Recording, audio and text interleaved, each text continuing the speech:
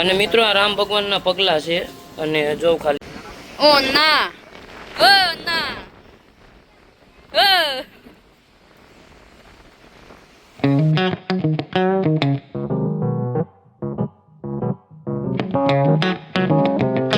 So hello YouTube family, કેમ છો તમે બધા? મજામાં ને?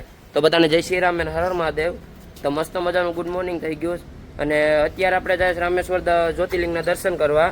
તો ચલો કન્ટિન્યુ. ફાઇનલી રામેશ્વર જ્યોતિર્લિંગ મેં પૂગી ગયા અને દર્શન કરવા પહેલા છે ને મિત્રો આપણે પેલા દરિયામાં નાહવું પડે અને પછી 21 કુંડમાં નાહવું પડે.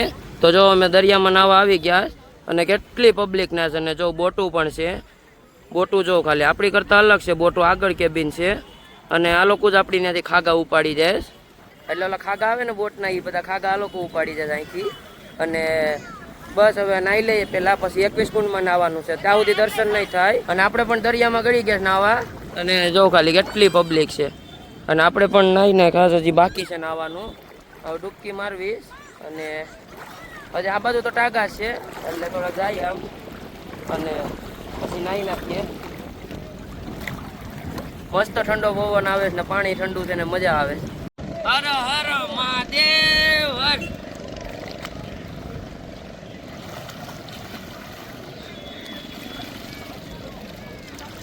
મજા આવી ગઈ નાઈને. હવે 21 કુંડમાં જવાનું છે નાવા અને મોબાઈલ અલાઉ થાય તમને બતાડા, બાકી બહારથી જ નાહી લેવું. એ અંદર છે મંદિરમાં 21 કુંડ અને અહીં દરિયા મોબાઈલ અલાઉડ હતો એટલે આપણે દરિયા ઉતારી લીધો વિડીયો. મિત્રો હવે છે 22 કુંડમાં નાવા અને જો બધા દોડે રાખ્યા અને 22 કુંડમાં નાહી આવીએ પહેલાં. ફોન તો અલાઉડ છે પણ ત્યાં ખબર પડે, આ ચેકિંગ તો નથી કર્યા અને બધા હાલે રાખ્યા ગાય ઘા. જો ક્યાંથી રસ્તો છે? ડાયરી. મિત્રો 21 કુંડમાં સ્નાન કરી લીધા અને મોબાઈલ નહોતો અલાઉડ, કેમેરા હતા. અને જો આ બધી જ્યોતિર્લિંગ છે અને અહીંથી અંદર જવાનું છે ગેટની, એટલે અંદર જાય પહેલાં અને બહાર જઈને પહેલાં કપડાં બદલાવી લે પછી અંદર જાય, કારણ કે લીલા લુગડા અને ધોતી પણ પહેરવી પડી. ધોતી લીધી કે મયુર? લીધી. અને 21 કુંડમાં નાહીને ખાસ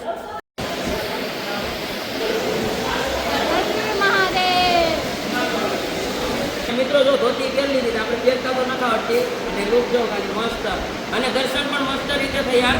અને જો અમે વિડીયો ઉતારો જો આવ્યો હે તો તમને બતાડું, બાકી મંદિર જો ખાલી 1 નંબર મંદિર છે અને આપણે ધોતી પહેરી લીધી જો ખાલી. હવે અમે ઘટીએ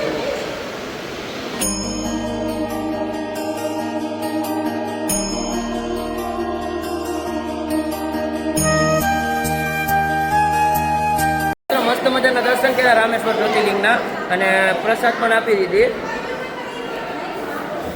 અને મંદિર છે નેક્સ્ટ લેવલ. જો ખાલી તમે કાંઈ ઘટે નહીં મંદિર, બધું અત્યારે પેન્ટિંગ ચાલુ છે. અને જો ખાલી આપણે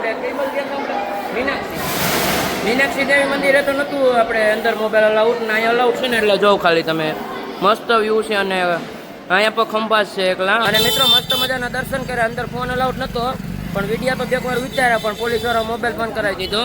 અને આ જરૂર રામેશ્વર જ્યોતિર્લિંગ અને જો ખાલી કેમ મંદિર છે, મસ્ત મંદિર છે. અને અમે ત્રણેય બાપ દીકરા ધોતી પહેરી અને જો મયુરભાઈ પણ પહેરી અને આગળ જો મારા પપ્પા જાય એ પહેરી અને મને બતાવો મયુર અને આપણે પણ પહેરી જો ખાલી ધોતીમાં જ છે. અને મસ્ત મજાના રામેશ્વર જ્યોતિર્લિંગના દર્શન કર્યા અને હવે અહીંથી જાય ધનુષકોડી અને એ અહીંથી 18 કિલોમીટર થાય છે ધનુષકોડી. એટલે હવે ત્યાં જાય અને ત્યાંથી ડાયરેક્ટ શ્રીલંકા જ આવે. તો વસાર રસ્તો જ નથી, લાસ્ટ રસ્તો કહેવાય.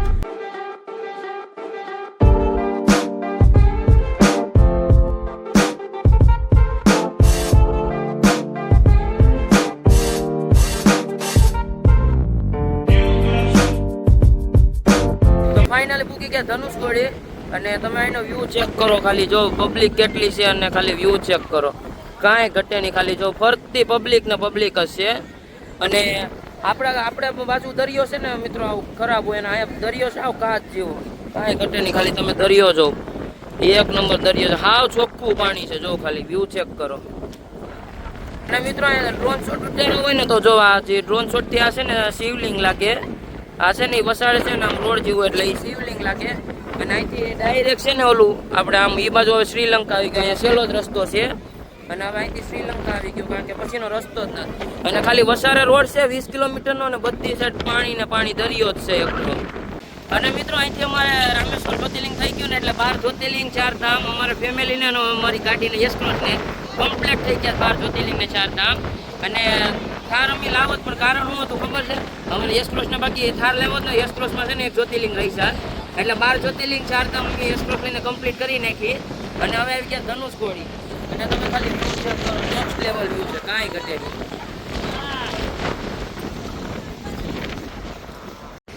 ઓ ના ના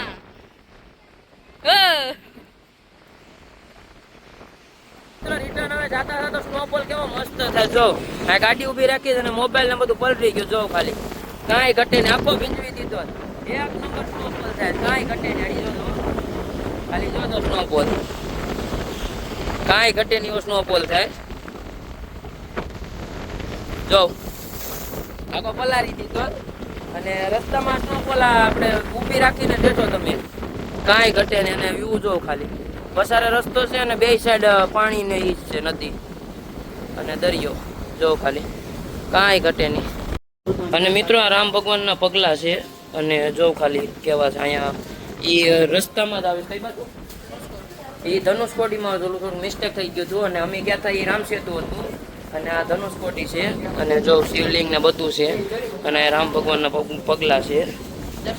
દર્શન કરી લેજો તમે બધા. મિત્રો અહીંયા રામ ભગવાનના પગલા છે, અહીંયા શિવલિંગ છે. જ્યારે રામ ભગવાનના અહીંયા રામ સેતુ બનાવવાનું હતું ને ત્યારે શિવજીની પૂજા કરી છે અને રજા લીધી હતી કે અહીંયા અમે રામ સેતુ બનાવવાનું ને કેમ બનાવીએ એટલે આ પગલા છે. આ શિવલિંગ એ શિવજીની શિવલિંગ અહીંયા પૂજા કરી. શિવલિંગ છે ને આ છે ને રામ ભગવાન પૂજા કરી રસ્તો લીધો પછી પૂજા કરી ને ત્યારે છે ને દરિયાદેવ બહાર નીકળ્યા.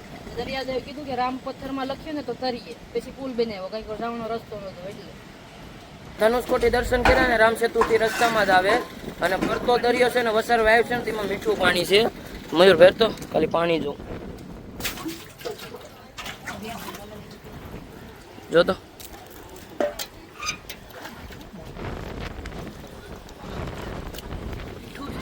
હાવ મીઠું પાણી છે મિત્રો. એ વાવ બાકી તો ફરતો દરિયો છે, કાંઈ નથી બીજું. અને મિત્રો ધનુષકોટીથી નીકળીને એટલે રસ્તામાં જ મંદિર આવે. એ મયુર કહે, મને તો નથી ખબર, એટલે મયુર કહે કયું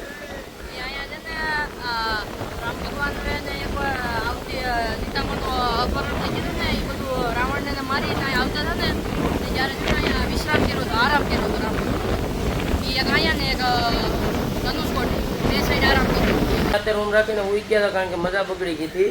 અને આજના વિડીયોમાં એટલું. વિડીયો સારો તો લાઈક, કમેન્ટ અને સબસ્ક્રાઈબ કરતા જજો. અને તમને એક નવા વિડીયોમાં મળું. બધાને જય Shri Ram and bye bye.